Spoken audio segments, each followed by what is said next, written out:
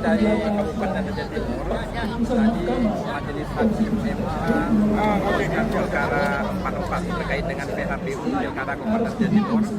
Dalam hal ini kami sebagai pihak terkait, dan alhamdulillah tadi hakim membacakan putusannya, artinya menolak semua dalil gugatan dari pemohon.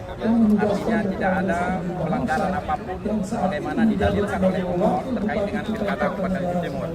Dan kami mengucapkan rasa syukur kepada Allah dan terima kasih yang sebanyak-banyaknya kepada seluruh masyarakat Aceh Timur yang telah mendoakan kami bahwa perjuangan ini dari nol sampai dengan akhir. Tentunya ini adalah bukan kemenangan saya pribadi, tapi ini kemenangan seluruh masyarakat, seluruh orang-orang tercinta, orang-orang terdekat yang melakukan memberi doa dari lubuk hati yang paling dalam, dari lubuk pesantren dayak masjid-masjid yang ada di Kabupaten Aceh Timur.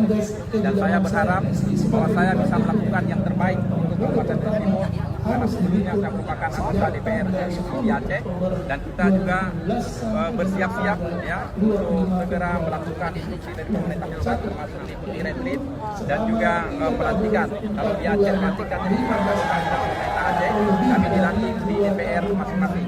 Namun nanti akan mendapat agenda retreat ya, sebagaimana teman-teman yang lain di Aceh.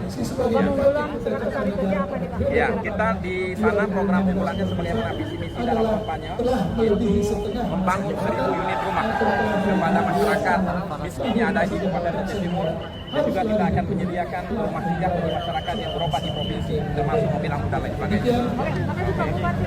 Ya, terima kasih Pak Usman.